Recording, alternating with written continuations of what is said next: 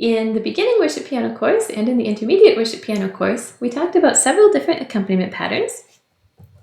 And today we're going to be talking about many more. We will not go into as much detail about these, but I want to give you an example of some patterns that you can begin to incorporate into your own playing.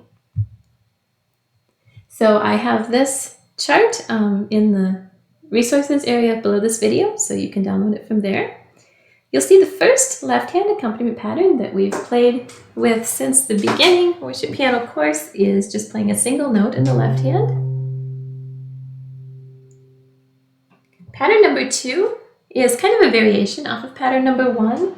It's just to repeat the single note. Sometimes I like to do this to give it a little, maybe a little more of a bass feel. A bass drum feel, especially if it's a bigger song or something. I want a little more fullness in the left hand, so I'll use that pattern sometimes. By the way, these chords here, the C, G, A minor, and F, these are the chords for majesty. So if you want to practice any of these accompaniment patterns, feel free to practice them with majesty, and you can play exactly what I've written here with the song.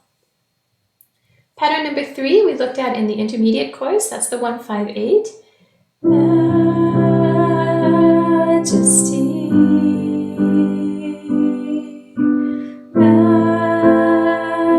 majesty.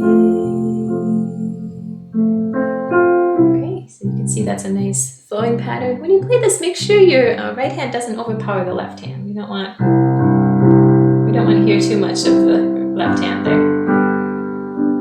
Make sure the left hand doesn't overpower the right hand. We just want a nice little flowing motion in the left hand.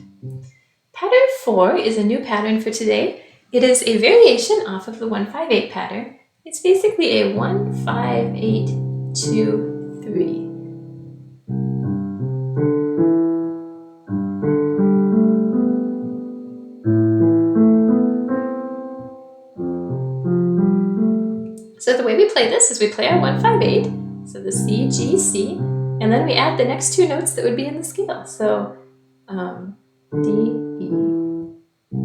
C, D, E. That just adds a little bit of melodic character to the left hand. Same thing with the G chord, A minor,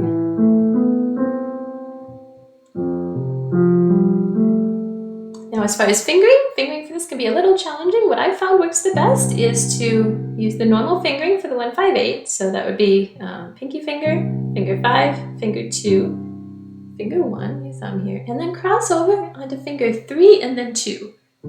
3, 2. Let me show you that zoomed up a little bit. So I'm doing, and then when I cross over, I'm crossing over onto finger 3 and then finger 2. 3, 2, A minor, 3, 2, and then F. So this can be a very effective pattern, especially if you're just improvising something.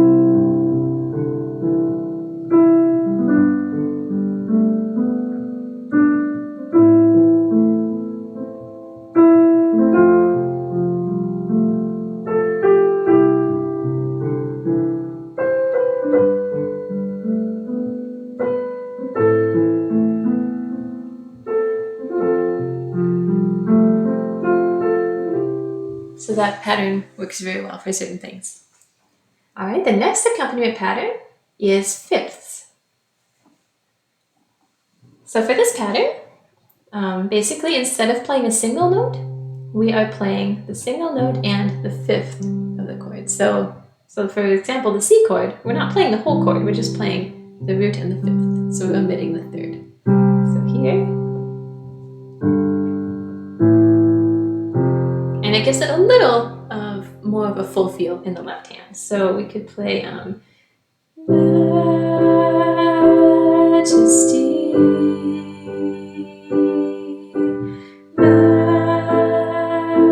Majesty. Now one thing you'll notice with these accompaniment patterns is you probably wouldn't play the whole song using the same left hand accompaniment pattern or right hand accompaniment pattern. You can mix and match some of these. So I'll show you a little bit later on how I like to mix and match that fifths pattern sometimes.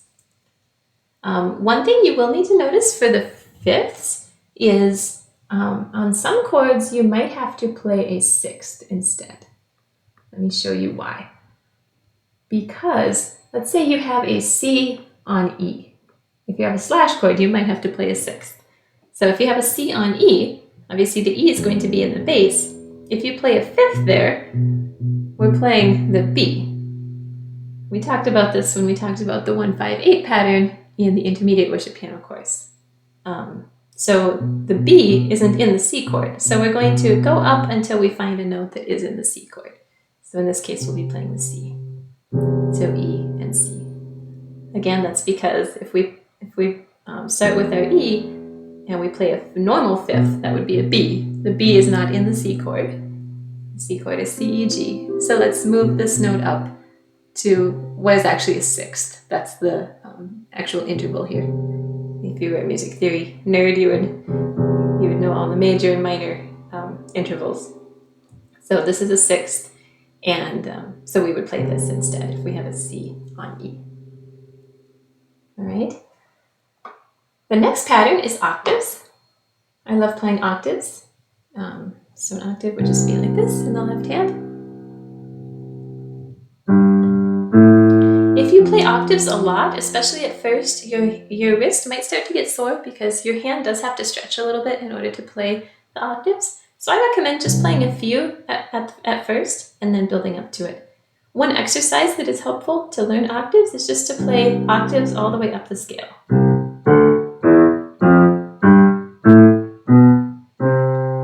And I would just do that a couple times. Again, don't do it too much because your wrist might start hurting after that.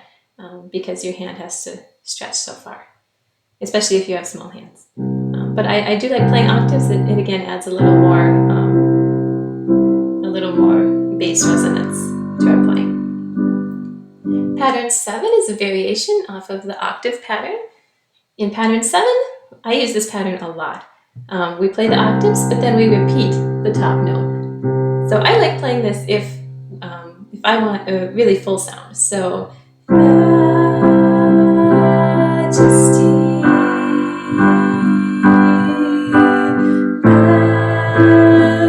Majesty, your grace has found me just as I am.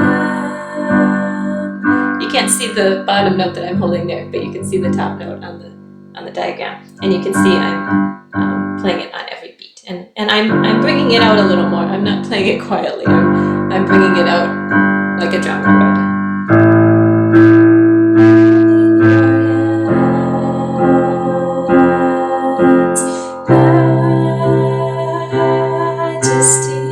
So I'm bringing it up more.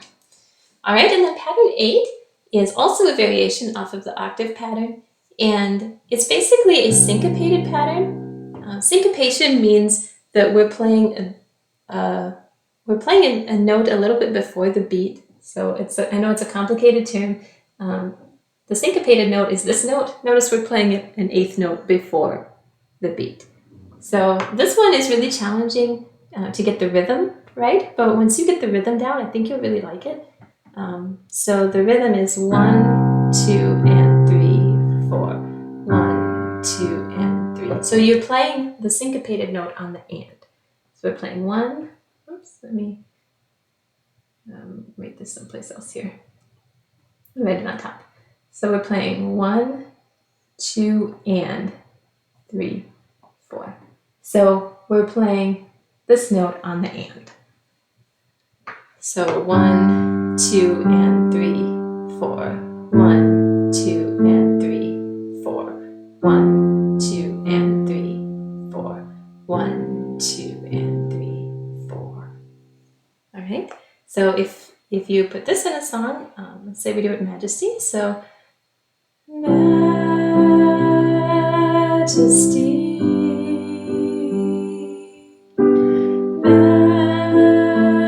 Majesty, 1, 2, and 3, 4. Your grace has found me just as I am. And 3. Empty-handed but alive.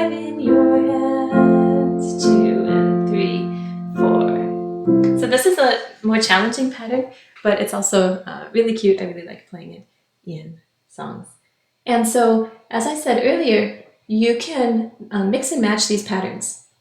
One thing I like to do is, in most of my playing, I use a combination of, actually I probably use most of these, but I think I use a combination of pattern 1, which is the single note, 1-5-8, I use that a lot. I use the fifths a lot, and I use the octaves a lot. And I actually use the octaves repeated a lot too. But I will kind of alternate back and forth between those patterns. So if I were playing Majesty, I might start just playing a single note. So Majesty. Okay, I just switched to a fifth there. Okay, because I started with the single note, and the fifth was just right close by.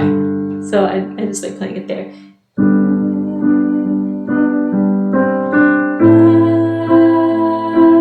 Majesty. So I played a single note there, just see, and then I'm doing an octave there. Your grace has found me just as I am. I played an octave, and then I played a single note, empty-handed but alive in your hands. So I'm alternating mostly between the single notes and the octaves. Sometimes, let's say I start with an octave. Sometimes it's easiest to just play a single note if the note happens to be between the octave. So sometimes that's why I'll alternate the way I do. Yeah, and then of course if it's a quiet section, sometimes I'll maybe play up a little bit. Majesty. So I'm using the 1-5-8. Majesty. I'm using the 1-5-8-2-3 a little bit there.